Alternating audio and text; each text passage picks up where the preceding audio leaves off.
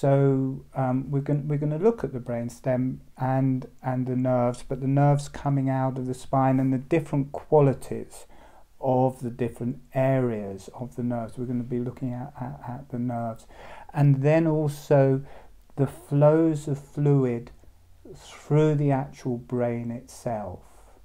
We've looked at the flow of fluid moving into the ventricles and down and out through the nerves. We looked at a certain amount the flow of cranial fluid coming out of the whole central nervous system and around the central nervous system down and out through the nerves. We're going to go into that in a bit more depth this time, but we're going to look at the channels of fluid moving within the brain and the makeup of the brain and the channels within the brain. So I'm not sure how long that's going to take, because I haven't taught that before. So we're just going to have to see how that goes. Then we'll do a meditation with that, and if we got time then we'll move into going through the face, but in a different way to how we did it last time. So does that sound good? Yeah, we've got a few goods there. Yeah. I like the idea of going into the face again, if we can do it. Oh, we're going to work with the face a lot. We've worked with the nerve connection to the face. We'll be working with that more, and how that basically is connecting to the brain stem, but also how that spreads out through the whole brain. Also how the different energies of the different parts of the face relate to the different parts of the brain and the different cells and energies within the brain, how the bone structure of the face relates to the bone structure of the cranium, because there's all sorts of ways that the face relates to the cranium and relates to the brain, and then relates down and mirrors through the whole body as a holographic relationship over and over. And obviously, because this breathing is stemming from the face in a way, because we start with the movement of the jaw, so it activates a physical motion in the face, and then a physical motion in the cranium, then a physical motion through the whole body and every cell.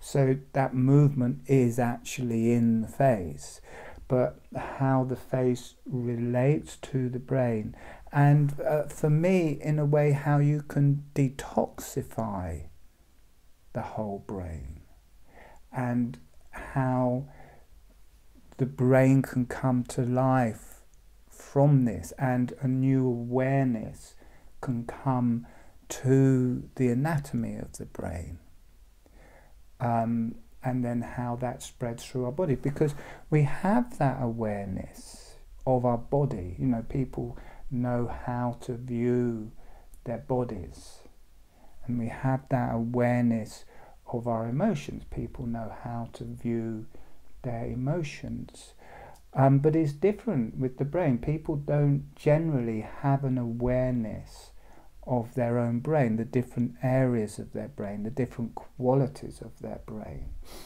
And for me, a lot of that is that people, when you're looking at the anatomy and feeling the qualities and of the anatomy of the brain, in a lot of ways you're viewing the intellect.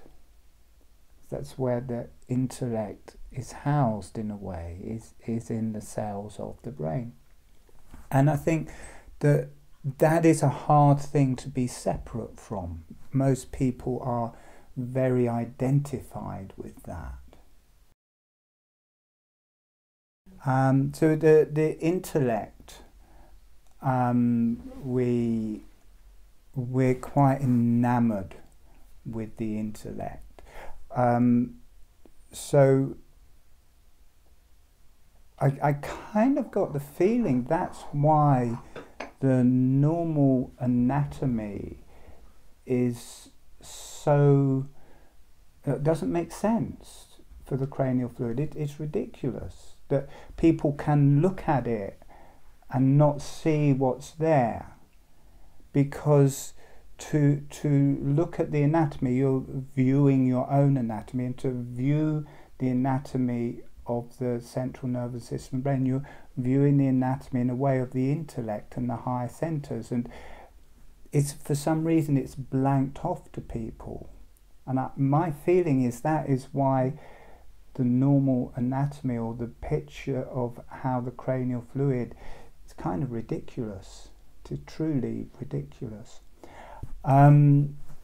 So that is what we're embarking on, in a way that we can work with that, and we have access to that from the face as a way of cleansing the brain, as a way of it coming to life, as a way of it detoxifying.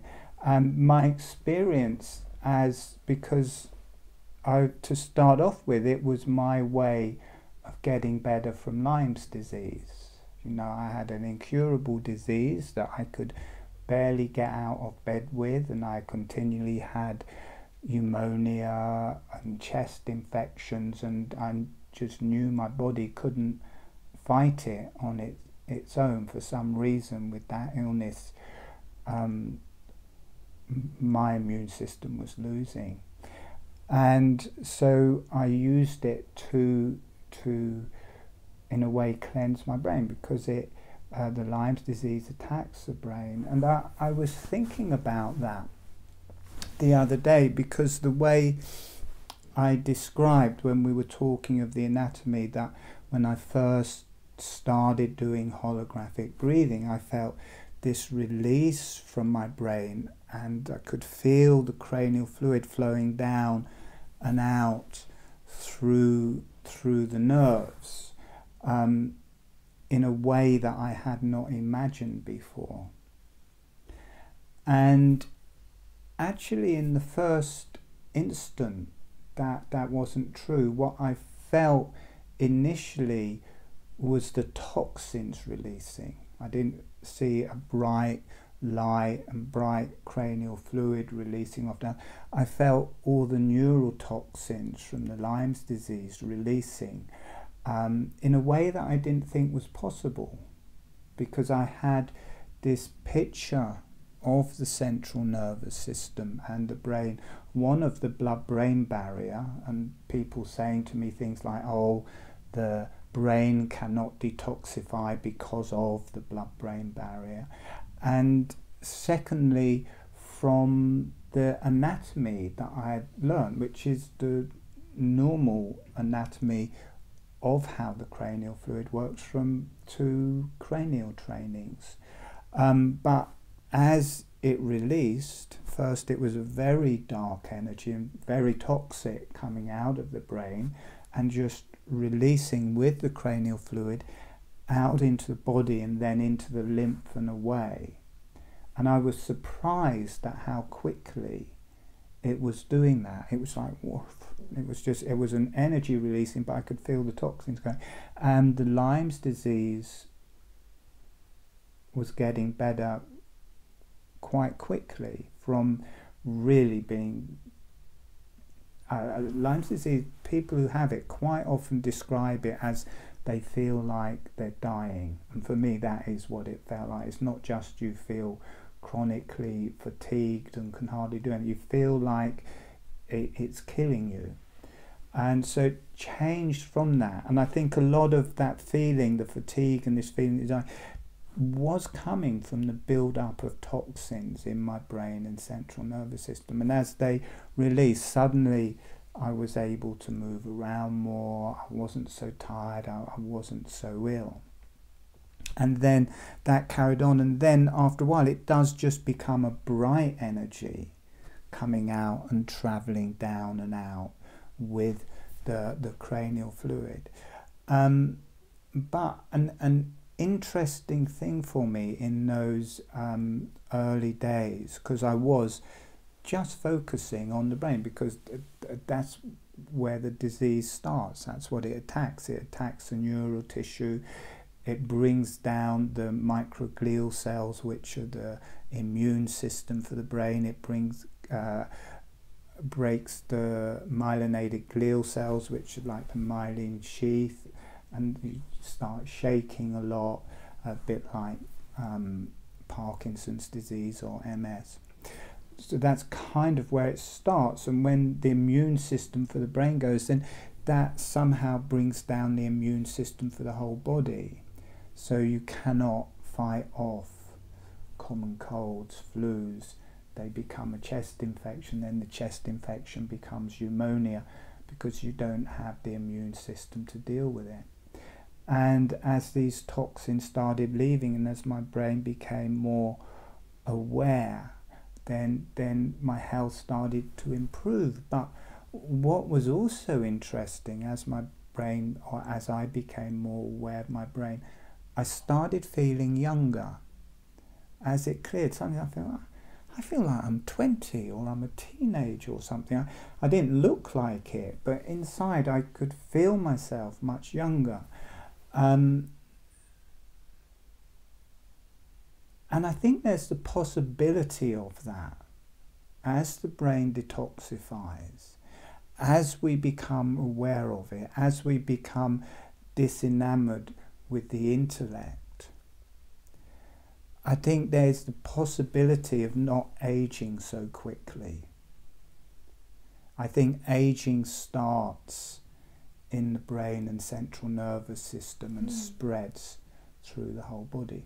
And because it is, people are generally unaware of it and generally just part of the intellect or part of the ego or part of that mechanism, whatever it is, rather than being separate from it and viewing it, then it's not a particularly easy thing to work with. But with the anatomy as I'm describing it, it gives something to view. So you don't say, oh, I'm going to view the intellect.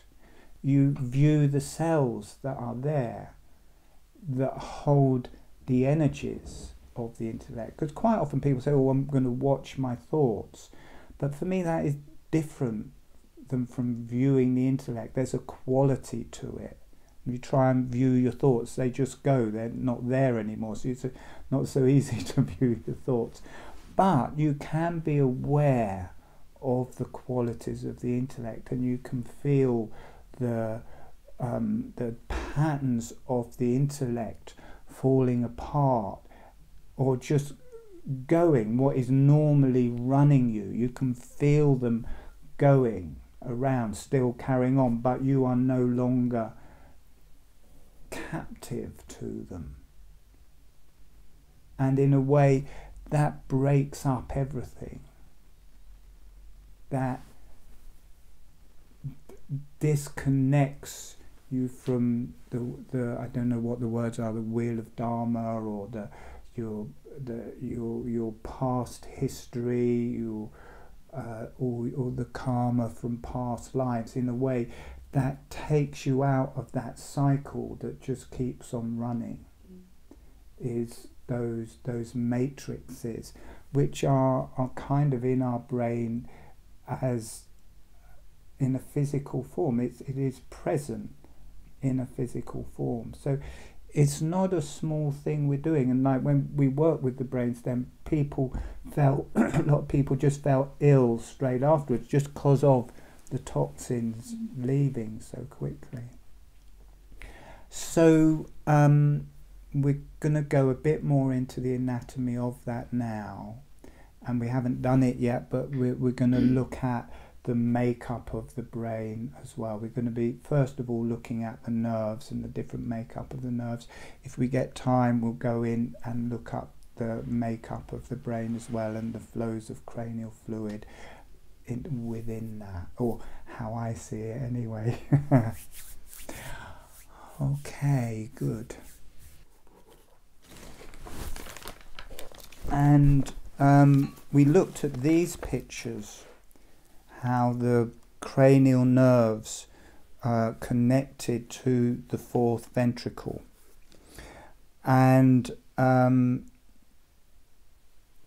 that, I was wondering, well, where does the optic nerve connect to the cranial fluid for its supply of cranial fluid? Because it's not on these. And my image of the optic nerve is that it comes from the brain, it comes from the back of the head, where you've got nerve tracts, and comes around to the side of the thalamus.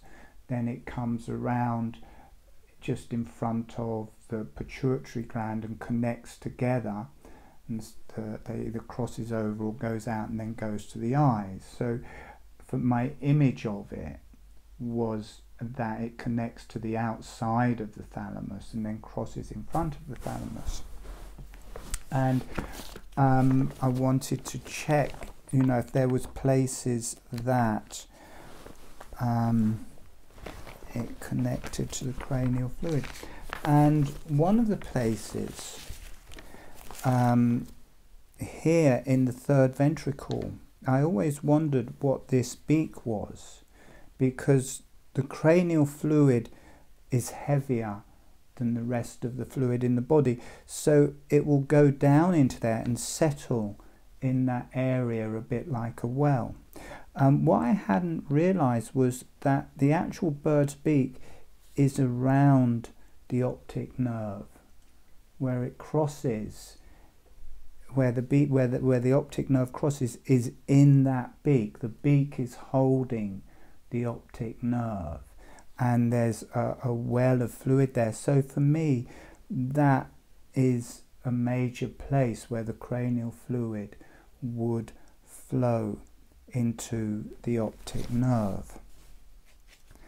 And also from these pictures you can see you've got the nuclei for in the hypothalamus area, and a lot of these feed the pituitary gland, and they've got nerve tracts that also the cranial fluid can flow down into the pituitary gland. So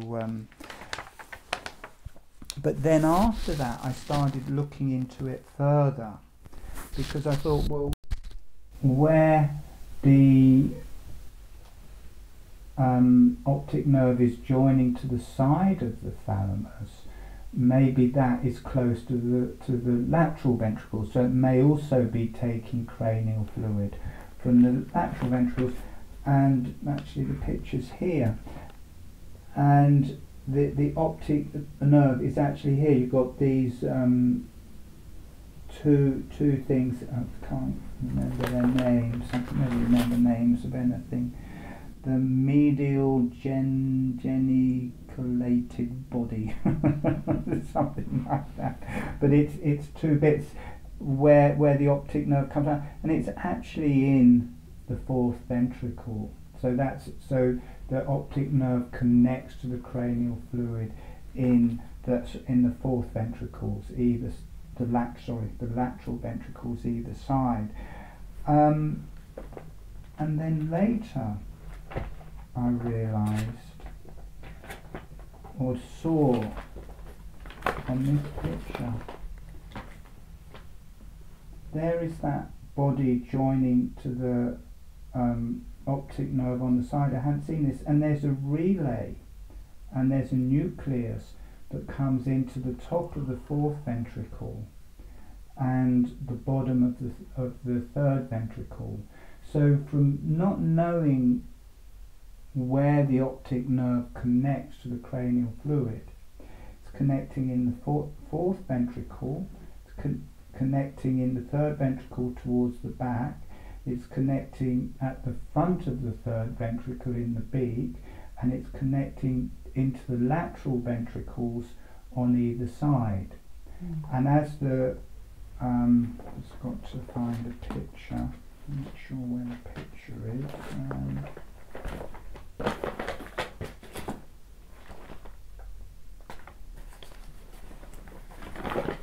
And where the lateral ventricle travels back here, the actual nerve tracks skirt along the back of the lateral ventricle, so it very much falls into the area where I was saying the ventricles, one of the reasons for the ventricles is to provide oxygen and glucose for the cranial nerve. that is where, and from thinking there wasn't anywhere that the optic nerve actually connected to, it actually connects to all of the ventricles. And so I'm just thinking how to go about this, because I want to bring lots of different things together in this. So where's my bottles? Let's just talk about the general fluid coming through the brain and through the ventricles, and then that gives it a basis and we can carry on from that. So you've got the blood supply coming to all of the capillaries through the whole brain and cranial and central nervous system, and then you've got the venous blood going back, and then you're left with this much cranial fluid that's got to find a way back other than through the venous blood. There's 10 times as much pressure in the arterial blood than in the venous blood, so the venous blood is going much more slowly, so it can't take all of the fluid, and it leaves this body of cranial fluid that's got to find another way back other than the venous blood. And this is going very slowly. The arterial blood is going quite quickly, the venous blood is going slowly or really quite slowly, the cranial fluid is going very slowly. The movement of the cranial fluid can't be measured where it's flowing. That's why they have problems saying, well, where does cranial fluid go? Because it can't be measured, the flow of it. So this is moving very slowly, and for me there's not really anywhere else for it to flow other than down through the nerves. And then this will be this. I think this is about how much cranial fluid is being produced by the ventricles. If that is being produced by the capillaries within the whole central nervous system, about that much is being produced from the ventricles, because just looking at the amount of arterial blood going to both of them, for me, looking at it, it's about 4 or 5 times as much blood supply to the rest of the central nervous system than the ventricles. So the top of the brain, the encephalon, or the cerebrum, this is about 85% of volume of the whole central nervous system. So this is producing the major amount of cranial fluid to go back, and there's no actual nerves coming out of the cerebrum to take the cranial fluid away. The optic nerve actually drops down below the tentorium. The only nerve there is the olfactory nerve, which is actually isn't strictly a nerve, it's part of the brain, and cranial fluid can go down that anyway, and then it becomes little nerves at the end, and it can come down through there. So that is one way. What happens is it will come down 3 ways. It can either go into the ventricles, into the lateral ventricles, into the 3rd ventricle, and then down through the 4th ventricle, where it's picked up by the nerves or the nerve nuclei in the brain stem and carried out through there. It can come out into the optic nerve, which I'm not sure, some of it might be above the tentorium, but most of it is below and going out, so it can go into that. It can spread out of the brain, around the brain, just through, there's a space of cranial fluid all around the cerebrum, and then there's a hole where it drops down through the tentorium, which is this membrane between the upper and lower brain. It can drop down the outside through that hole. And the other way we're going to look at in a bit is how it goes through the interior of the brain, how it moves through the membranes within, how there are tracks within the cerebrum coming down into the brain stem, and how there are tracks in the cerebellum coming into the brain stem, and these become like rivers to take the cranial fluid down within the whole thing. So we're going to look at all of those. So we've got the cranial nerves here inside the brain stem, the nuclei, and they come out in here. And then this is I think the 7th or 8th. This is the 8th cranial nerve. It's coming into the ear. So I wonder where it, here it is on here. So here it is coming out from where it backs up against the fourth ventricle, and it comes out the side of the brain stem, and then from there it travels from the brain stem into the side of the cranium, and then from there it travels into the eardrums and the different parts of the interior of the ear. So for me, on that journey, it's not going to be the same thing all of the way.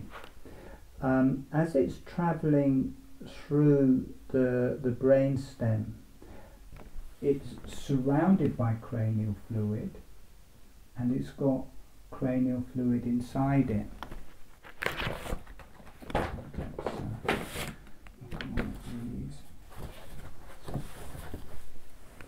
So this is what we showed when it's travelling down the nerves coming out through the body, and inside the myelinated glial cells will be cranial fluid, and outside the cranial fluids will be fine fibres, soft tissue with a milky fluid in it, which isn't cranial fluid.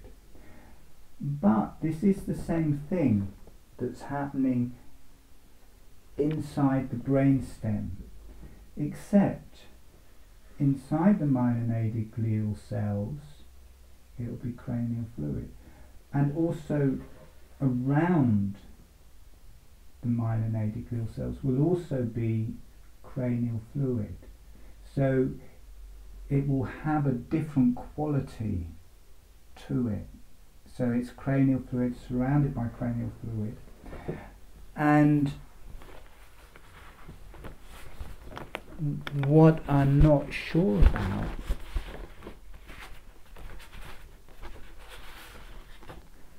when it travels down the nerves, the myelinated glial cells bud up together so that the fluid from around can't get onto the axon.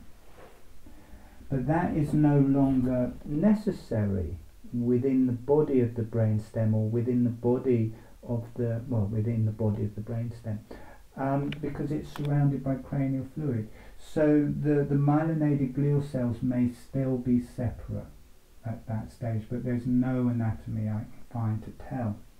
So there's a different quality when you're feeling the flow of cranial fluid within the brain, in the nerves within the brain.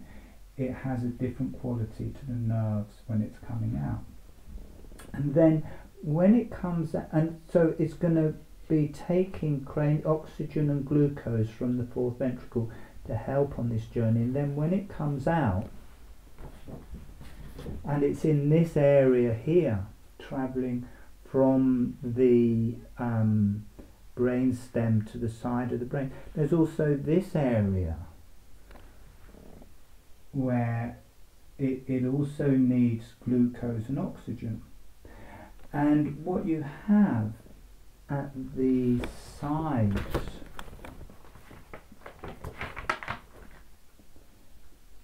the lateral aperture or foramen of Luschka.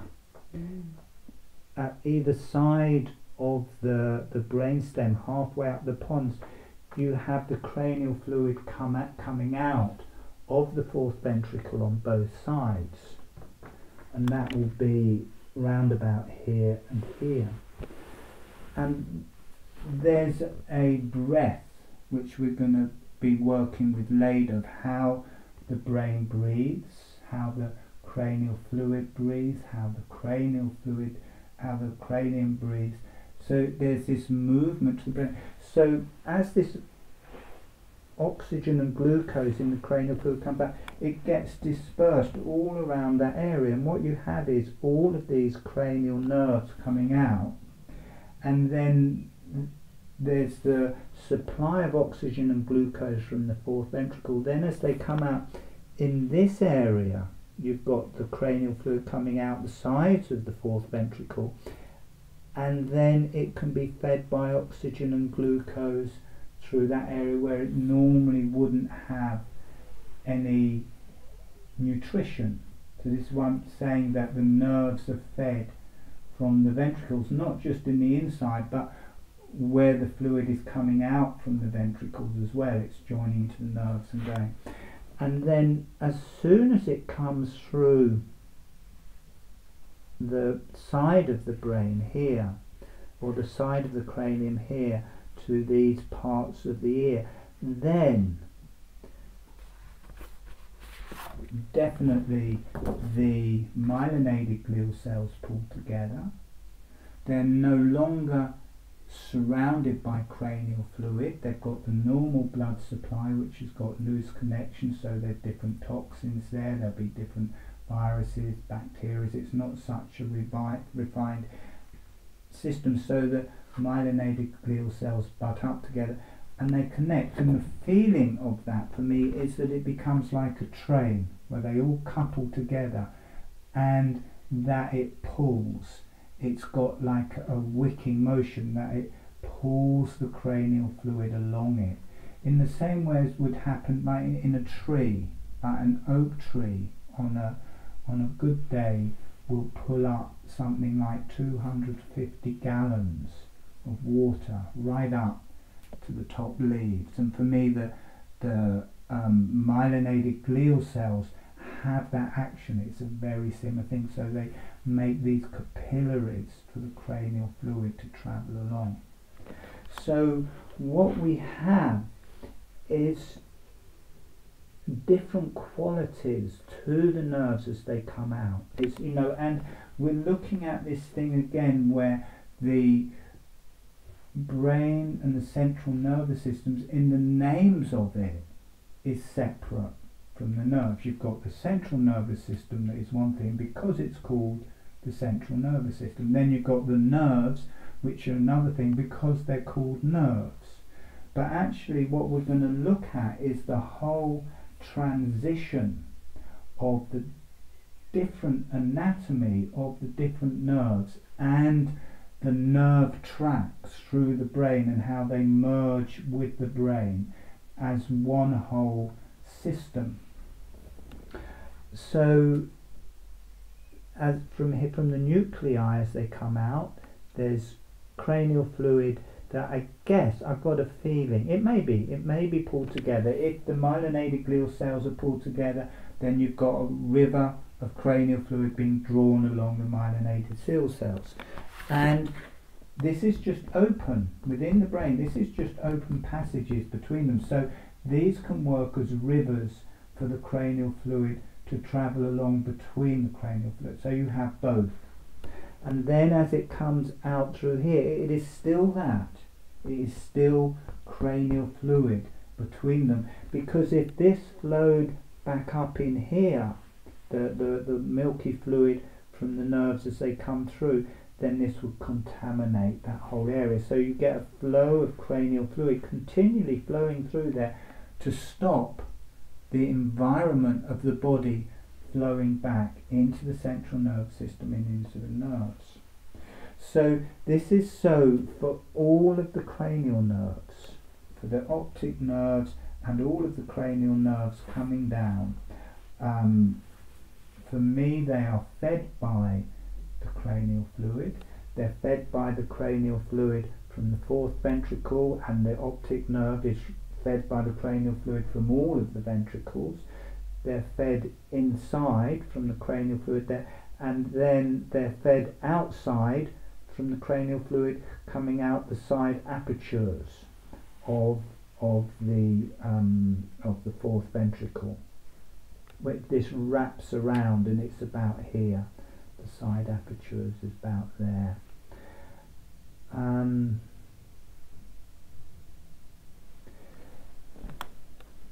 Now we're going to tie this together a bit. So the myelinated glial cells, sorry, the nerves, here we've got two neurons and they're joined by an axon, and that in this case it's myelinated, it's got myelinated glial cells around, it's within the central nervous system because there's a gap between them. So a nerve is just this, a long one of those that can travel from the spinal cord and out through the nerves, the whole length of an arm, just one of these, the whole length of the arm or whole length of the leg. And then when this comes into the spinal cord or into the brain stem, what happens is these spread out and become tracts. So you have nerves, but they become nerve tracts. They're just not held together so tightly, and they have astrocyte cells, which is like connecting tissue for the whole brain. Sometimes they have astrocyte cells between them, so suddenly there's extra cells and there's microglial cells. So you have different cells. You have the astrocyte cells, you have, I can see why I was getting lost. There's just so many things that I wanted, and in a way it is dependent on people have seeing the videos before. You have all these different cells there holding it together. The astrocytes then not in the brain. Yeah, they are. Because I've looked after people with like cancer of the astrocyte cells. Pardon? Astrocytoma, I think it's called. It's a cancer of the astrocyte cells. Okay. Yeah, so that's why I'm just asking. Well, it sounds pretty rough. Yes. Yeah. Yeah, it is. They basically hold everything together. The brain would just be fluid unless the astrocyte cells were there. They're now seeing that they thought of them as fillers before, or just connective tissue. They now can see that they light up as the energies travel along through the neurons. The astrocyte cells light up at the same time, and they've got no idea how that's happening. They cannot see the energies, how they're doing it, but it travels through the fluids. So who can think of it within the actual brain itself, a nerve within the brain itself? Yeah. It doesn't leave the brain. Pardon? Doesn't leave the brain. Doesn't leave the brain, no. One within the brain that doesn't leave the brain. So it connects the brain internally. Yeah. Yeah, I don't know. What's at the top of the brainstem? It's the one is the I can't never remember the name. The corpus callosum. Oh yeah, divides the brain. See this huge area here, joining the two halves of the brain. That is made up of myelinated or myelinated glial cells around axons, and it joins the neurons on one side of the brain to the neurons on the other, and information just travels. So in a way, that is a thick nerve within the brain itself. So this is like a nerve within the brain. So in a way, we're starting to join the nerves to the brain. So you can see it's actually just made of the same stuff. And if you divide it, central nervous system to nerves, you lose the picture. I didn't know that was a nerve. Yeah, that is a nerve. So you know, you've done cranial work, you've looked, you know, for me there's three parts. You've got the cerebrum, you've got the brain stem, and you've got the cerebellum. Mm-hmm. What joins the cerebrum to the brain stem? Who knows what joins the cerebrum to the brain stem? Pons? Is it the pons? Pons. That means bridge, doesn't it? Well, the pons is part of the Don't brain know. stem. Well, See, no, I- this is for knowing the cranial fluid. This is important things to know. Again, I can never remember the names. The cerebral peduncle. So here we have the brain stem with the thalamus on top, and here you've got the cerebral peduncle, and there'll be one either side going to both halves of the brain. And that, again, there may be some astrocyte cells in it, but that is another nerve. It's called nerve tracts. It's mainly axons, myelinated axons coming down, and they will fit together in this pattern. Whenever you get something round, they make this flower of life shape, and between them there is spaces with cranial fluid. So for me these become tracks for cranial fluid to travel down, and this is one of the ways through here. All of these become like a river for the cranial fluid from the two halves of the cerebrum to come down into the brainstem. So starting to give a picture of what the cells are in the brain and the brainstem, and how they're the same as the nerves in a lot of ways. How does the cerebellum join to the brainstem? You can't look at the picture, I'm cheating. It wouldn't help me either.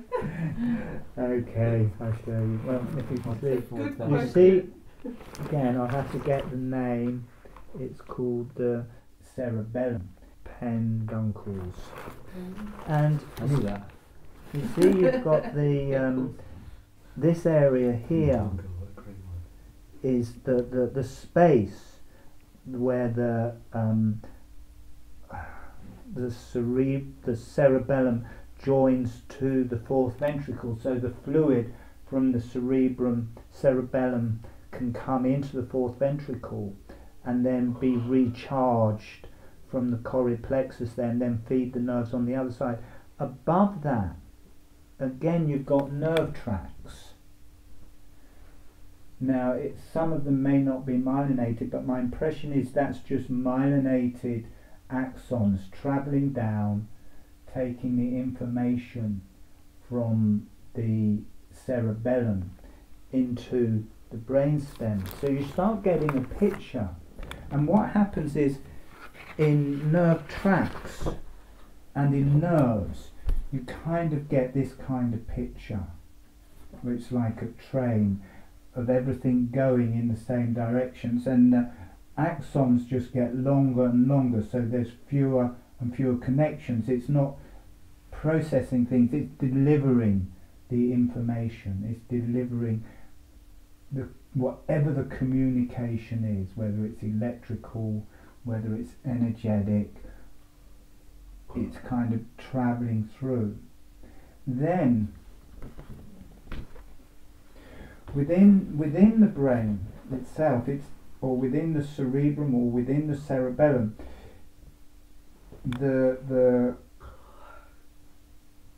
neurons are joining in all sorts of different ways. You've got one nucleus of a neuron there, and it's got connections from different neurons coming to it, so it's no longer just a train track, and they will connect. Several different neurons will connect to several other neurons, and they'll be connecting, and it becomes like a tree with billions or trillions and trillions of connections, and then they become more and more linear until they're like just tracks going in one direction.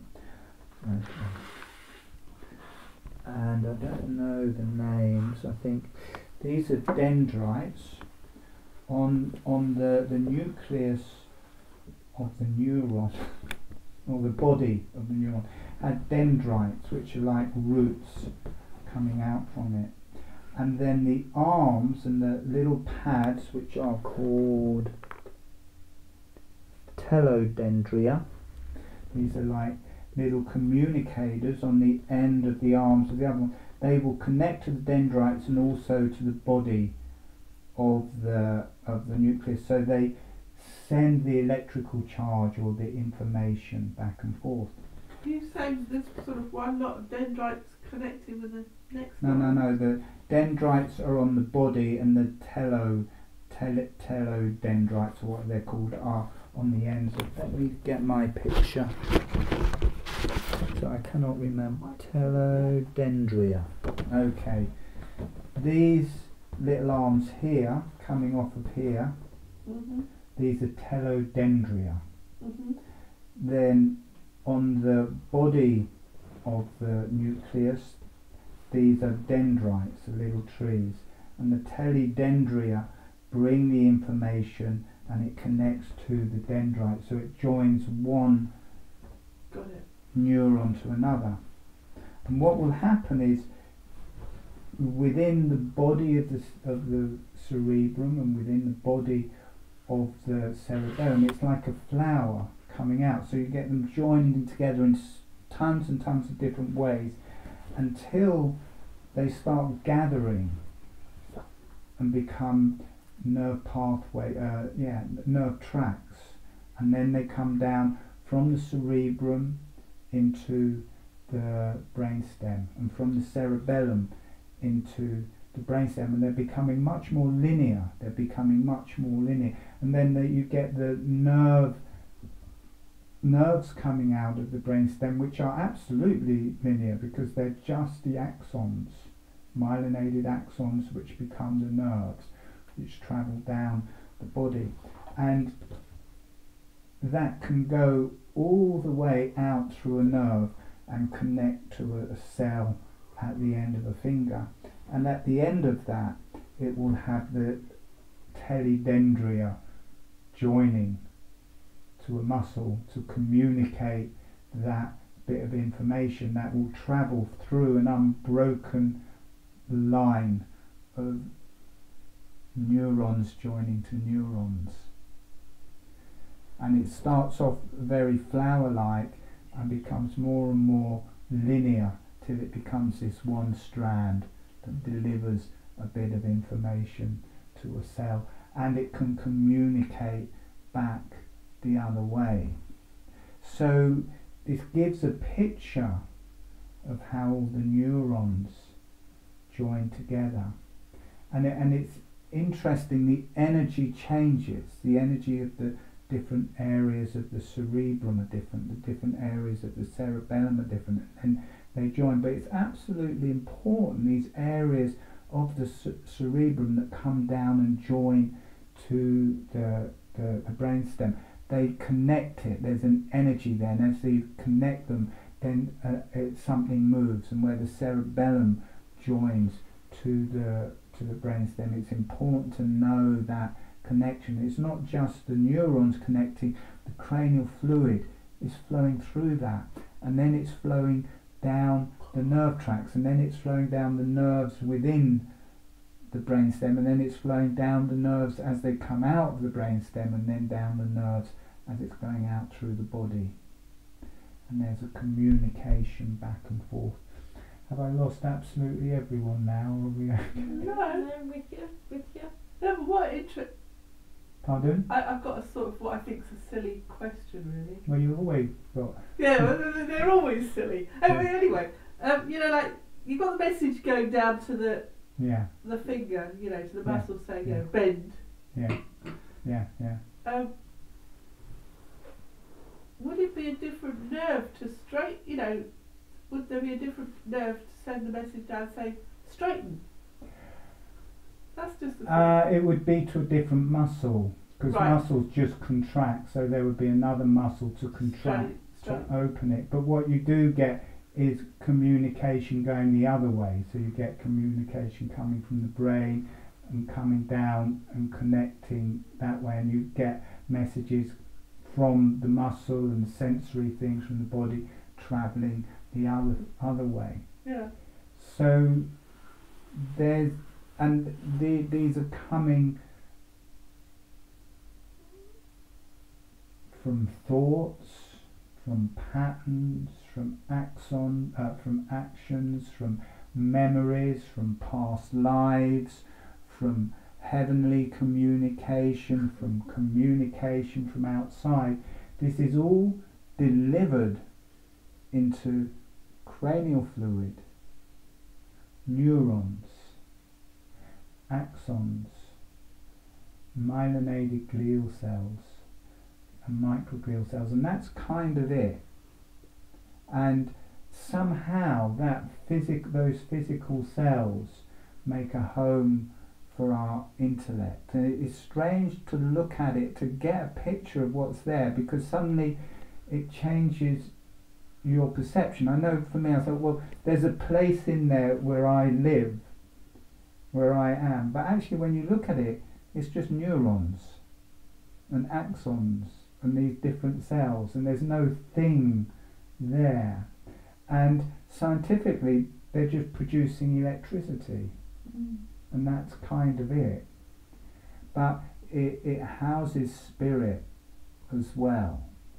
But there's not like a little home spirit there or us there. And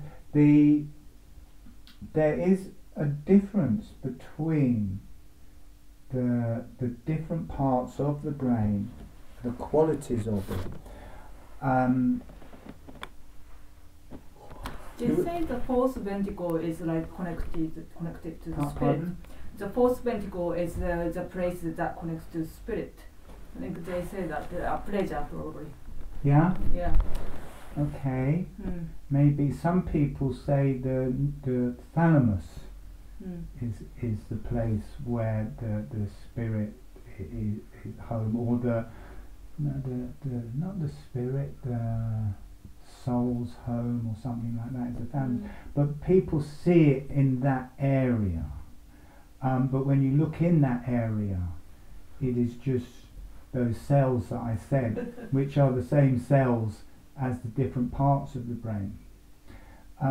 When my Kundalini awoke and the energy was just permanently travelling through my brain, and it doesn't just travel through, if it would be nice if it just travelled through the cranial fluid, because the cranial fluid doesn't seem to house the intellect, nor does the astrocytes. For me, my experience, the astrocytes don't house the intellect, but somehow the neurons house the intellect. Somehow this charge and movement of energies that moves through the neurons houses the intellect.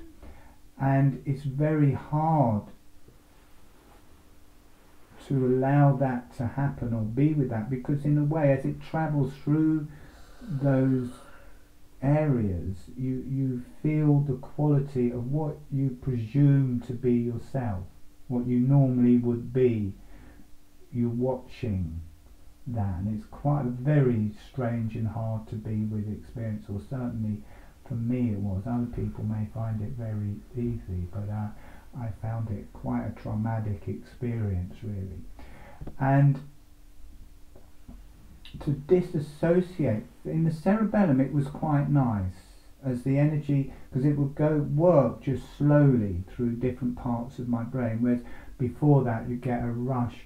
Now, as I mentioned to someone on the group, just because my Kundalini went off, it doesn't mean that your Kundalini went off. So if you don't want that to happen, it's fine, it doesn't have to happen. But for me, certainly looking at this anatomy can bring that alive in a slow way, but bring it alive nevertheless. But before that, the energies would rise fast, and there'd be a bright light go off. The difference was after that, that light didn't go off. The energy was just continually going through, but rather than a rush, it's just really slow, moving from part to brain to part. If I'd just be lying in bed all night, not sleeping, watching this energy travelling up my spine and then through my brain, as it comes up to my brain, I'm thinking, it's going to kill me. If that gets to my brain, it's going to kill me. But when it got to brain, it's not, but you're just watching what you perceive to be yourself. So it does kill something. It does kill who you think you are, because you are not that anymore when it goes through. And it was always most difficult as it moved through the cerebrum, the top of the brain, especially when it gets to the front, because I perceived that as much more to do with the intellect, the front of the cerebrum. And the other place was from there, it would, I'm not sure, I think it would start in the cerebrum and come forwards, and it was always quite iffy there, and also the connection here. And then as it dropped through the thalamus into the brain stem, because energetically it would come into the thalamus, and the thalamus it is a bit like, as you're saying, where you house your being, and just we are very kind of connected to that, but to view it's a bit scary. So, but the cerebellum doesn't have that intellectual quality to it. It's much more like the dream state. And I was always being, oh, thank God for that. It's gone into this dream state quality of the cerebellum.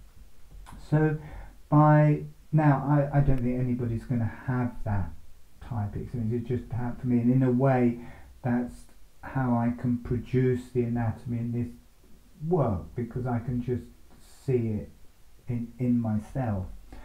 But all that is there is cells, and it is nerve tracts that just become more and more focused, that become more and more a nerve tract, and they spread out. And it's interesting, you get something goes on here, and it produces whatever, and it comes down, and it's all, each one is connected to the other, and it becomes more and more straight line until it becomes this one little thing at the end that delivers a message.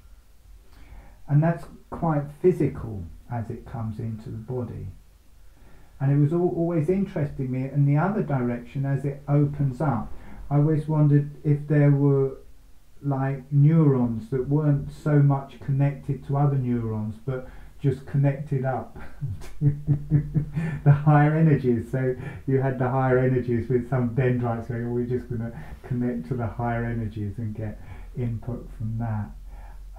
But I think maybe that just travels through the cranial fluid.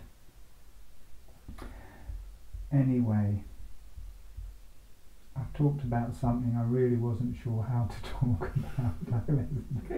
Too confusing.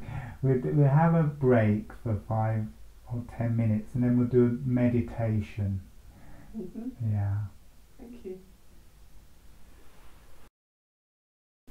So just going to look at one last bit of anatomy before we do the meditation. So you've got the dural sheath, you've got the spinal cord inside, and then you've got the subarachnoid space between that with the cranial fluid running around the spinal cord. And then the nerve sheath, as it comes out, that's made out of the dural membrane as well, and surrounds the nerves. And until it gets down to the spinal ganglion, where the two, they come out in pairs. Can you see they're coming out in pairs, and then they join together here? Mm. Until they join, each one within the sheath is still bathed in cranial fluid. So it's not just around the spinal cord there, the cranial fluid. You can see here it's a bit like a funnel. It bathes the nerves as they come out until they join. So you've got a reservoir of cranial fluid, but also it's travelling out for quite a way until it's coming out the side of the spine and is bathing those. Can people see that? Okay. Yeah. And this can go for quite a way. And this is a bit similar where the cranial nerves are coming out of the brainstem. They can travel for quite a way in the cranial fluid before they enter the body. And it's the same with the spinal nerves. They come out as a pair, then they come out and they're still bathed in cranial fluid until they join and it just becomes a nerve. But what happens also, it's not just coming out sideways, it's travelling downwards, because as we grow the spine lengthens but the spinal cord stays a similar length or doesn't grow a lot, it doesn't grow as fast, so you get the horse's tail here. But a nerve coming out of the top of the spine, yes, it will come out horizontally, but the more it goes down, it drops down each time. And you can see here, you've got into the thoracic area, it's going down about 1.5 vertebrae, and as you get towards the lower spine or the lumbar spine, it's going down 2 or 3 vertebrae before it comes out. So, and it's bathed in cranial fluid that whole length within its sheath. And you can see that there, that it's coming out, dropping down and coming out the side of the spine. And so it's got this like funnel of cranial fluid where the cranial fluid gathers into it and just sits there and can slowly feed into that nerve as fluid, as oxygen, as glucose, and moving out through the nerve. So it isn't just a straight connection. And because you've got the gravitational pull, these act like little funnels for the cranial fluid to slowly move into the nerves as they travel out. And through that whole length of nerve. And again, in the spinal cord it will be nerve tracts, and then these gather together and become the nerves travelling out, and then they become nerves in the cranial fluid, and then they become nerves in the body. And in that whole area, when it's travelling out, the spaces between are full of cranial fluid.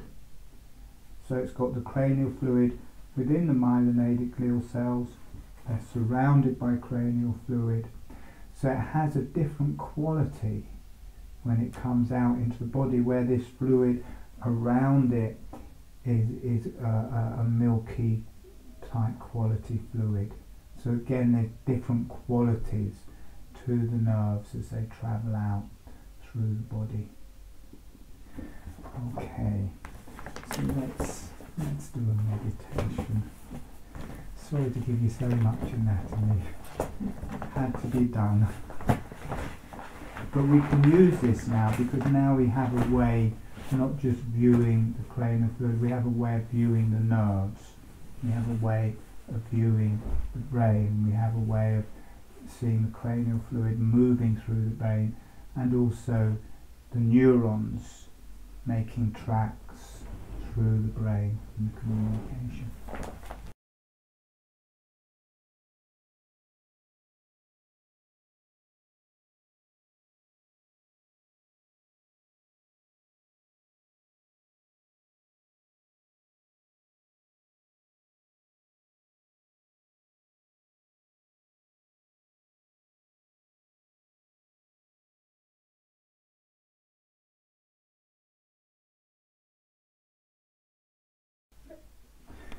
Okay, let's just, now we've kind of got a picture, let's just meditate with it.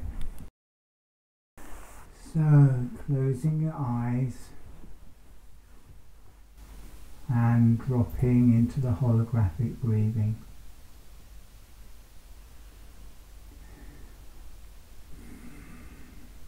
Saying hello to the earth,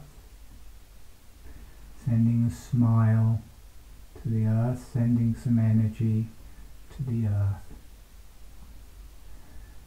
And allow the earth to say hello back.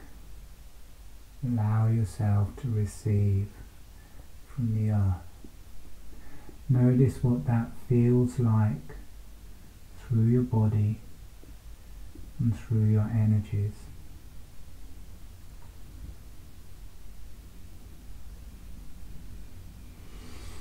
And saying hello to the higher self.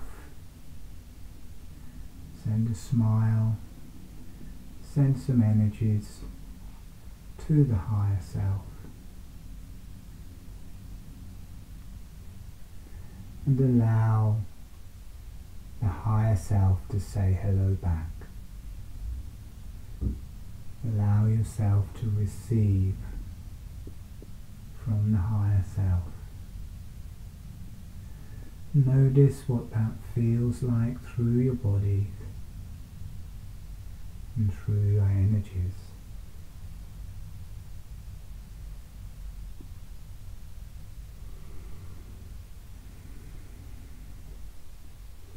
And asking the earth and the higher self to be with you as a resource,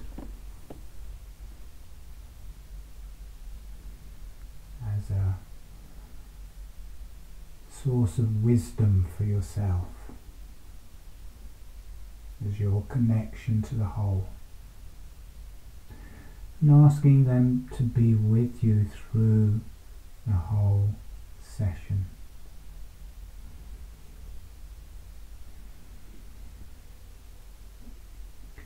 Being aware of the heart,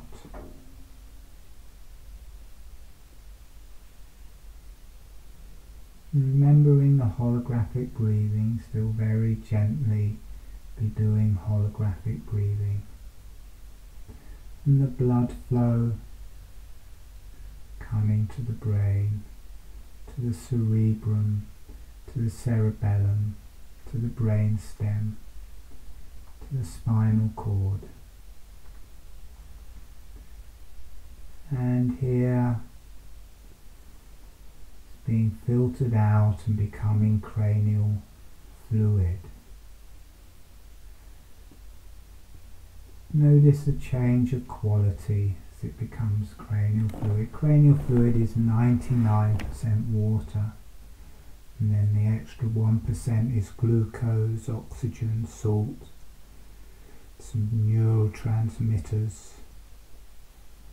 It's 99% water, and notice the quality of that water, and that it channels light, produced in the choroid plexus, in the ventricles. It's produced through the whole central nervous system.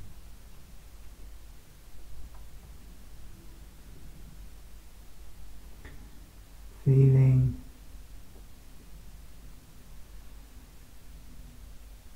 the two hemispheres of the cerebrum, the cranial fluid there, and this is going to make its way to the nerves in one way or another. And one way that it makes its way to the nerves is that it releases, when it releases in all directions, it releases out around the whole cerebrum, but it also releases inwardly into the lateral ventricles. It releases down into the third ventricle, and the lateral ventricles feed into the third ventricle.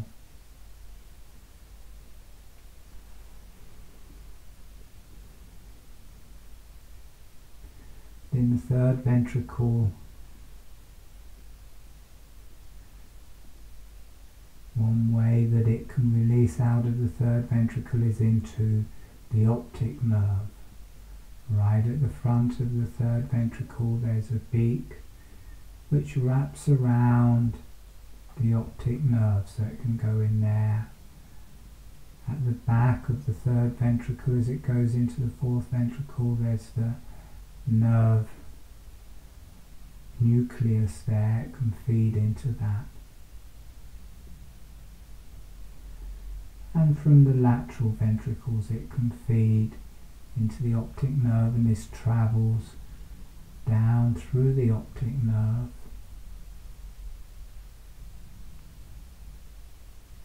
And then at a certain stage the optic nerve travels out to the eyes. Cranial fluid flowing down the optic nerve. It's carrying the information from the light, all the informations from the brain, the qualities of the energies from the third ventricle, which is where the Ajna chakra is, feeds into the eyes.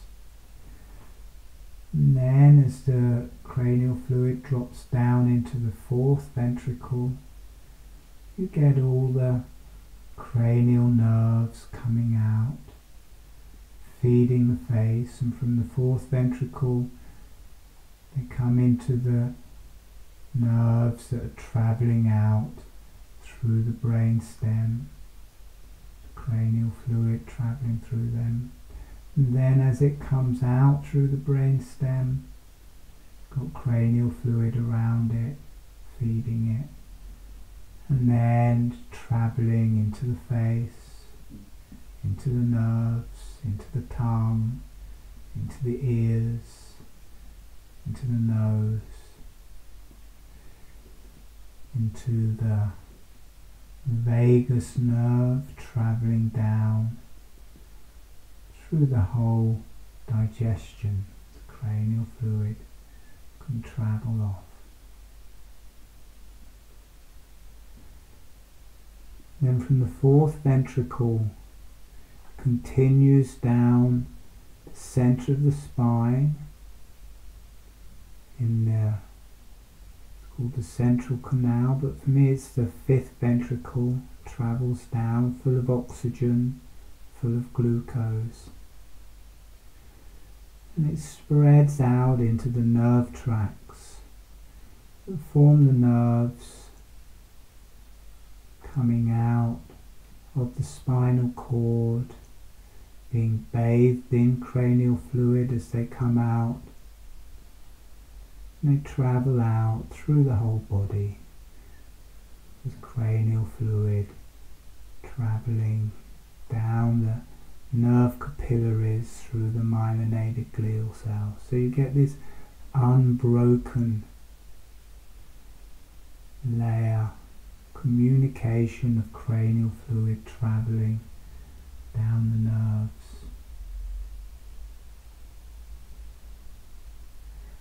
Also, the cranial fluid will just expand out from the cerebrum, from the cerebellum, around the brain, around the cerebrum, and it will drop down around the cerebellum. And it will spread out from the, it will drop down around the brain stem. And it will spread out from the cerebellum also around the brain stem. And this can be picked up by the cranial nerves feeding the face,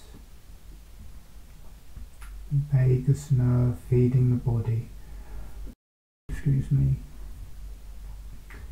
All of the cranial fluid from within the ventricles, the fourth ventricle, this can come out through the sides, foramen of the fourth ventricle, and this also feeds these nerves. And it travels down around the whole spine, so you get the cranial fluid around the whole spine, spinal cord, and travelling down through the nerves as a communication, as a food, as an environment, everything.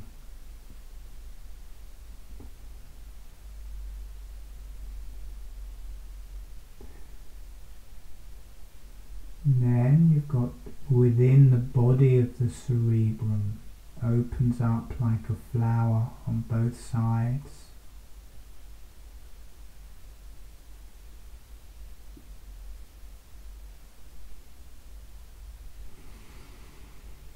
It's full of cranial fluid. It's 90% water, and the cranial fluid in it is 99% water. And all of these connections become linear until they become nerve tracks coming down from the cerebrum into the top part of the brainstem, just below the thalamus. All the nerve tracks coming down there. And these become not just tracks for the neurons and axons, these become tracks for the cranial fluid to flow down. So the cranial fluid can flow between all of the cells within the cerebrum and then down through these large nerve tracts. I think they're called the cerebral peduncles, into the brainstem. So they flow through the body of the cerebrum down into the brainstem. And the cerebellum, 2 lobes of the cerebellum, full of cranial fluid. And then all of these patterns of the neurons become more and more linear until they join to the back, till they become tracks of axons, myelinated axons joining into the back of the brainstem. So it's a connection for all of those neurons to connect into the brainstem, but also this is like an avenue for the cranial fluid to travel down, travelling through the body of the cerebrum, travelling through the body of the cerebellum into the brainstem, also down through the body of the brainstem. And this can also travel into the nerves and out into the face, and down through the vagus nerve into the body. And it can also travel down into the spinal cord and out through the nerves. So you have the cranial fluid moving in all sorts of different ways. It's basically coming out. There's a large proportion of it that has to travel out down through the nerves. So it goes in all of these different directions and ends up travelling down the nerves. And the myelinated glial cells become capillaries to take this communication out through the whole body. Light and communication can travel down through this, through the whole spine, out into the body. So there's the quality of the cranial fluid. There's also the quality of the neurons that become also unbroken tracks from anywhere in the brain. They're all communicating with each other from in the cerebrum, the cerebellum, the brainstem. They're all connecting. They're becoming tracks. They travel off down through the nerves unbroken until they connect to a cell, a muscle in the body. So there's the fluid. There's also the neurons. A very different quality to the neurons. And the whole, all the different areas of the brain are made these neurons. And then you've got large area of myelinated axons joining the two halves of the brain. It's like a really thick nerve. The axons joining the two sides of this flower.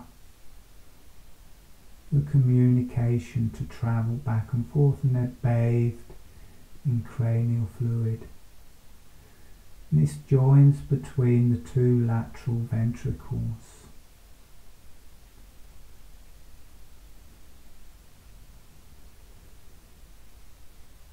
And then also within all of this you have the astrocyte cells, which are like the connective tissue, but they also have this electricity, this communication travelling through them. There's the myelinated glial cells, which also have these qualities.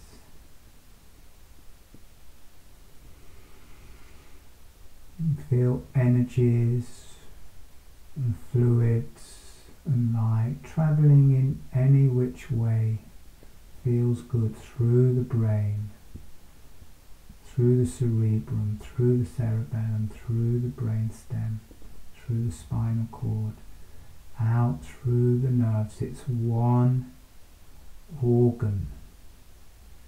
Lots of different names for the different bits, but it's one organ with the same cells completely joined together. Every neuron can connect with every neuron. Every bit of cranial fluid can connect to every bit of cranial fluid. The energies of every astrocyte cell can connect to every astrocyte cell. It's one organ with different shapes and different qualities. Connecting out through the body, the energies may change as it connects out through the whole body, more connecting to the earth and the earth within us. And this can travel back up through the nerves as communication back through the cranial fluid, through the neurons. As it gets into the central nervous system, also through the astrocyte cells. One body that connects to consciousness. One body that holds the intellect. One body where we often sense ourselves as being or viewing from. And it's just cells and water. It somehow thinks, it somehow holds the intellect, it somehow connects us to the higher energies in the universe. And breathe with the holographic breathing. It spreads out through the body and connects to the earth. And the earth spreads back through it and connects to the heavens, gently breathing with the holographic breathing.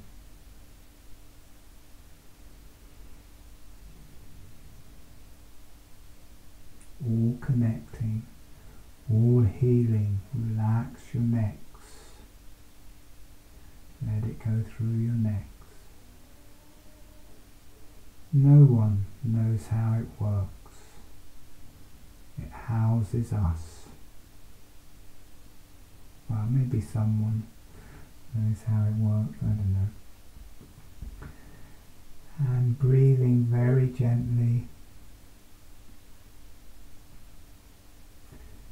And sending a thank you to the earth. Sending a thank you to the higher self. Sending a thank you to yourself for participating. and taking in all that anatomy and letting the energies go off. You build up an energy tonight and through this meditation, letting the energies go off for love and healing to the earth, for love and healing to the higher self, letting it go off for love and healing to all sentient beings and creation, and letting it come to yourself for love and healing. You're also a sentient being.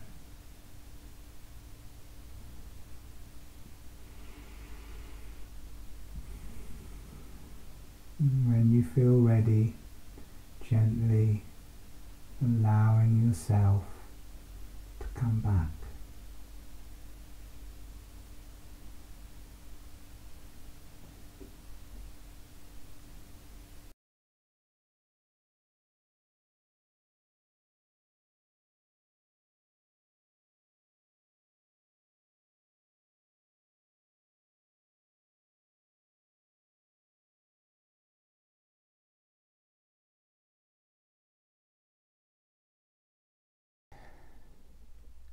So in holographic breathing, there's a gentle motion of the jaw. Jaw opens on the in-breath, closes on the out-breath, and it's a small motion.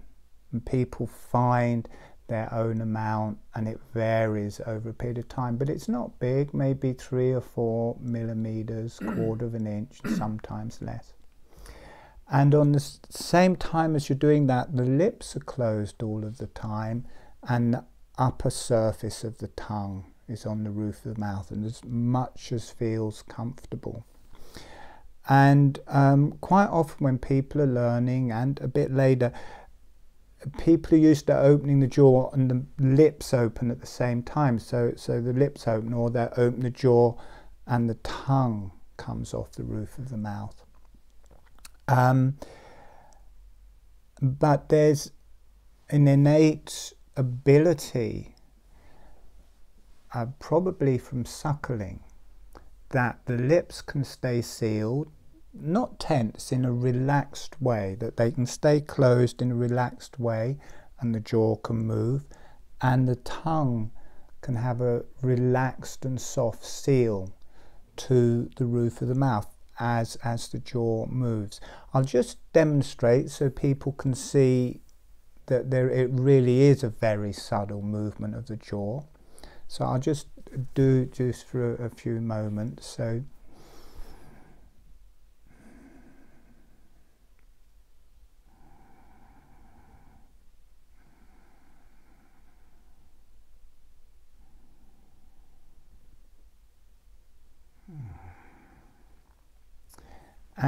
and very quickly you drop into an alternative state, kind of a shamanistic, very relaxed place.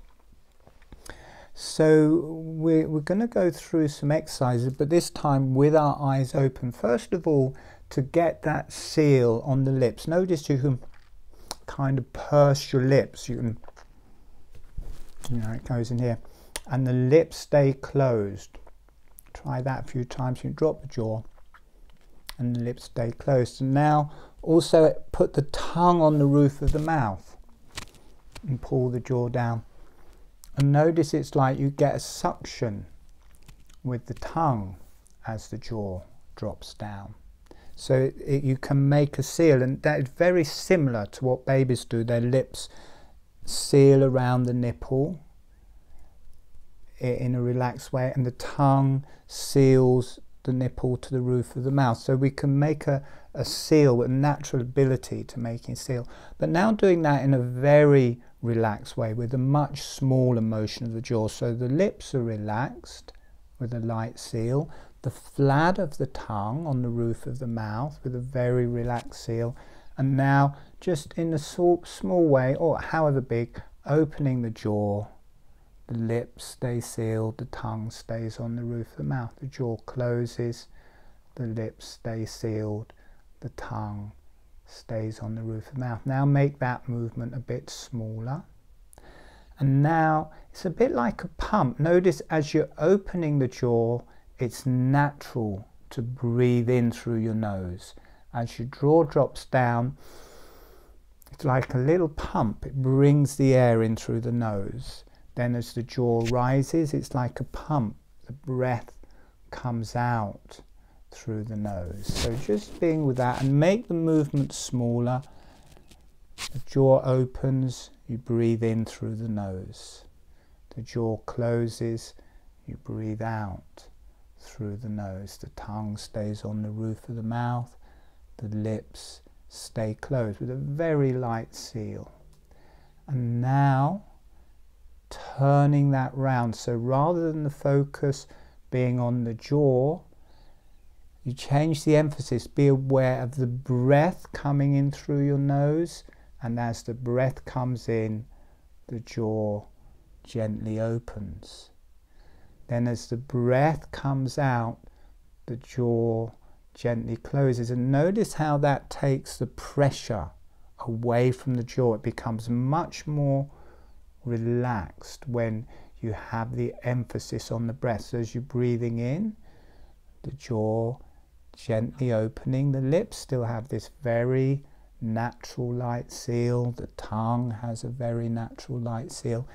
Then as you breathe out, the jaw naturally closes. And notice there's a lot of people already closing their eyes and going into an altered state. Notice you start feeling very relaxed, and it's hard to keep your eyes open. You're drifting into a different state. As you breathe in, the jaw naturally opens with it. As you breathe out, the jaw naturally closes.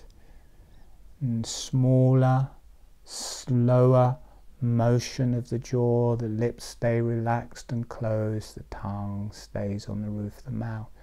Relax the back of the neck, relax the back of the head. Notice it gets harder and harder to actually do it and keep the eyes open, because you're drifting into a different state of consciousness. And it's good to relax the back of the neck and back of the head, because a lot of the energy is coming through there. Now letting the eyes close, and if you want, let the eyes close. Just naturally being with that. As you breathe in, the jaw is gently opening. As you breathe out, the jaw gently closing. Notice how natural that feels. You get these waves of energy, waves of relaxation moving through your body. Very soft, relaxed seal in the lips, very soft, relaxed seal in the tongue. It's the upper surface of the tongue on the roof of the mouth.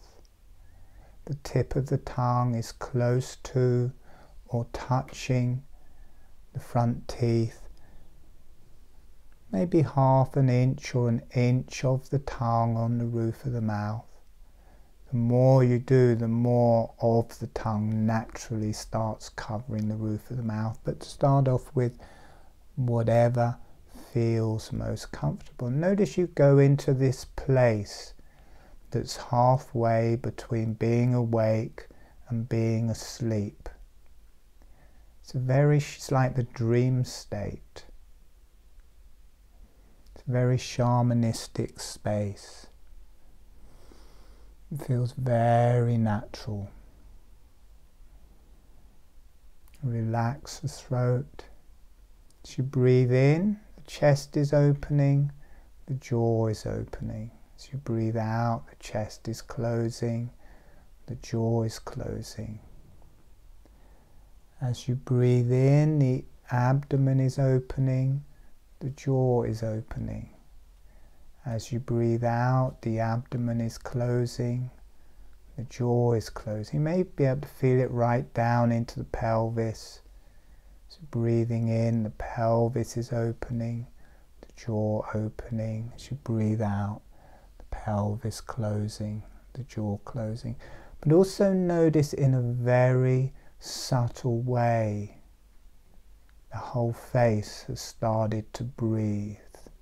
This gentle motion of the jaw connects through every cell, through every part of us, And it especially connects up through the face, through the brain, through the cranium, through the neck, through the throat, connects it to the rest of the body. And this whole area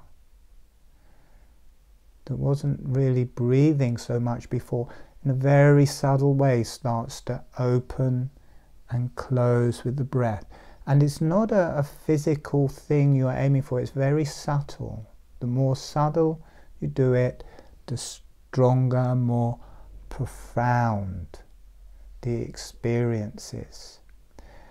And as the jaw closes, it's okay for the teeth to touch, but they just float together. There's no pressure. They're not resting and pressing together. They may just bounce around, gently touching a tiny bit. Or the jaw can just be slightly separate as you breathe out. Breathing in, the jaw gently opens with the breath. Breathing out, the jaw relaxes closed. It relaxes open and it relaxes closed. And you drop into a deep, shamanistic, alternative space, a channel. But it's your own channel, it's you, your energies, connecting with the earth, connecting with the higher self, which are reflections of you, very resourceful, very nutritious on all levels.